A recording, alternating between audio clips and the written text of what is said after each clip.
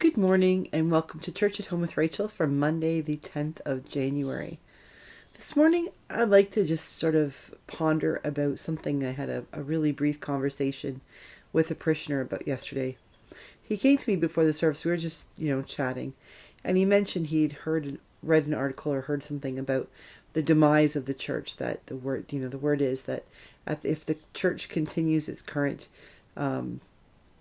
lack of enrollment or losing enrollment, that the church will be gone by 2040 or 2050. And that's not the first time I've heard this. The Anglican Church in particular, by the year, if we keep going the way we are, by the year 2040, there won't be any Anglican churches left. And that's kind of disturbing. It's only 18 years from now, and I could theoretically still be working. And it doesn't, if that happens, where would I be working? Because there's a lot of us priests out there who would need to be working. And if this is true, that the churches would be closing, we'd be in trouble. I have a lot of unemployed priests. But that isn't really my concern. My concern is more along the idea that we are talking about the demise of the church. And I think they're probably talking about the mainline Protestant denominations. I don't think we're going to see the demise of the Catholic Church per se. It might get smaller, but I don't think we're going to see it close. But this sense that, the church, we're going the same way as service clubs, as this parishioner was saying to me. The Kinsmen and Kinettes, the Rotary clubs, even the Legions are really struggling to have people participate. And it brings to mind the question, why? What is it about group gatherings? Often these are group gatherings that their purpose is to do something, or part of their mission is to do something for other people. What is it about us, about these groups that are falling away, that's becoming not the thing that people want to do? And I can't help but wonder if it's because we become such an individualistic society.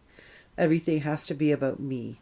Rob and I have had many, many conversations about this entitlement, this theology of entitlement. There's a preacher from Texas who talks about the gospel, the theology or the prosperity gospel, and that God really wants you to thrive, and if you just do X, Y, and Z, then money will fall into your lap, and that's what it's all about. And I think God does want us to do well. I don't think God wants to see anyone suffer. But I think that it's more about that we are able to live the life that we have in a gentle and meaningful way, that we take care of other people, that we take care of ourselves, but that we focus on Jesus, that we focus on how God is calling us to live our lives. And there is nothing in the Gospels that I'm aware of that says that we are to be islands unto ourselves. There are plenty of times where Jesus tries to get away, to be by himself, or to take a few disciples with him to just be on their own. But they always come back into community. So there's a healthy balance of needing time on your own, time for reflection, time for prayer, time for just simply sleep, trying to do your own thing, but then also coming back into community. Communal, meals, having meals together, having journeys together. How many times do we hear about them walking from some place to place and meeting at someone's home? The importance of having that community gathering, in addition to having the personal time to reflect and to compose yourself, or to get some rest and relaxation, to refill your tank, so to speak. So that's important. But the church, I think, exists, if it only exists to be some kind of service club, then we've got a problem in and of itself. And that's one of those questions that, I get asked from time to time is, you're supposed to ask your church, if your church was to close tomorrow, what would be missing in the community? Do you have a food bank that you offer? Do you offer daycare? Is there some kind of after school program? What service to the world do you offer that wouldn't be there if you disappeared, if you closed your doors? And yes, that is such an important thing. And you know what? There's a whole lot of churches I've served that would really struggle to be able to answer that question, that, if we closed our doors indefinitely, or if we just closed down, what would be missing in our community? Would people notice? That's, like, I'm honest, there's probably not a lot. We don't have a lot of community engagement. We have space, especially at St. Thomas, where the AA group meets and uses the space, and the paint group meets and uses the space, and that would be missed, but they could probably pick that up someplace else. But what is it about our community, about our churches, that would be missing in the lives and the well-being of our communities if we were to disappear? I think that question needs to go a bit deeper, and not just be about what would happen to the community. Would they miss us if we weren't there? But the question needs to be, what about us would they miss if they weren't there? And something I think that a big reason why the churches are not, this might be real, that we're looking at, 30, 40 years from now, we won't be here. 20, 30 years from now, we won't be here. The question is, I think, the first question is, I think, will they miss our evangelism? And that's going to have a lot of people getting hives, that question. Will they miss our evangelism? Will the world be missing the good news of Jesus Christ? Because the fact is, if we're worried about our churches closing and not having a building in which to turn on the organ, and sing our hymns and pray our prayers and say our communion, say our masses, or have our Sunday school, if that's what we're worried about missing in 20, 30, 34, 35 years, if we're worried that there's not going to be a priest or a place for us to gather for our funerals, is that the point? And maybe that's the reason why our churches are looking like they're heading toward closure, because we've missed our point. It's like, put it this way, if you have a store, if you open a store and your store's purpose is to sell shoes, you're a shoe store, and your purpose is to sell shoes, you might sell a few other accessories, some purses, some wallets, things like that, maybe a hat or an umbrella, but your real sole purpose is to sell shoes, then you're not going to get everybody in. Like, not everybody who walks past your store is going to come into your store. But if you've got the best shoe store in town, you're going to see everybody at some point in the year. Everybody needs to buy a new pair of shoes once in a while. And if you have a good reputation for selling quality shoes with quality salesperson who's not trying to sell somebody, upsell them, sell them a pair of Adidas shoes that cost $200 when all they need to do is go for a little walk with the dog around the block. If you sell them a good pair of $25 shoes, and they feel like they've been taken good care of, and that they know they can trust you, when they want to buy themselves a new pair of leather fancy shoes, the kind that's going to cost a pretty penny, where are they going to come?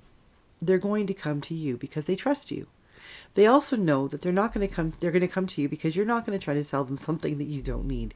You're not going to try to sell them groceries. You're not going to try to sell them life insurance. You're not going to try to sell them, a new car, because they're coming to you for a purpose. They're coming to you because you have the best quality shoes in your shoe store in town. Period. You develop what you do it well, and you stick to your purpose. Now, if you do sort of venture off into the world and think, maybe we would do a better business if we sold bicycles and purses, and we also sold books, and we also sold beds, and we also sold appliances and vehicles and food. Excuse me. We could do a better business. We could reach a bigger clientele. Well, yes, absolutely, you can reach a bigger clientele. But what of those people who are simply looking for a good pair of shoes? You spread yourself thin doing the things that you're not really good at, the things you're not called to do, at the risk of stopping doing the thing you are called to do. Where do you end up? You end up going out of business. And I think that's what the church has done. We become so focused on being all things to all people that we forgot that we are to be one thing. We are to be the presence of Christ in the community. And that's where we've gone wrong. Honestly, not everybody in the community is going to want to know about Jesus. Not everybody in the community is going to be, knocking down the doors to get to you because they want to learn about this. But there's many people in the community who may know, who may trust us more if they knew that when they came to us, we were going to talk about what we believed in, Jesus Christ. And that everything that we did, every activity we held, every fundraiser we shared, every fun event we had, was focused somehow on Jesus Christ.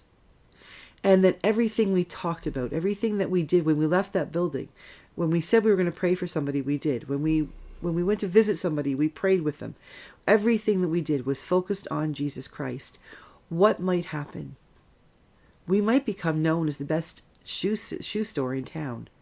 We might become known as being that one place where you can truly go to find that which is good for your soul. The soul of your mind, your heart and body, not the soles of your feet. So maybe that's what we need to focus on in the next 20 or 30 years, rather than worrying about what happens if the church closes. Let's not worry about that at all. Let's focus on what can the church honestly be in the community. What is it our mandate to do? Who are we mandated by God to be? We are called to be the hands and feet of Christ in our world. And we can't be that if, first of all, we don't go to church ourselves to be filled up with that and taught how to do that. We can't do that if we don't do that, go to church, and then go out and share that good news with others. But if we do both those things, we might find that the churches, maybe they're smaller. Maybe they take on some kind of new identity. Maybe they look differently than they were.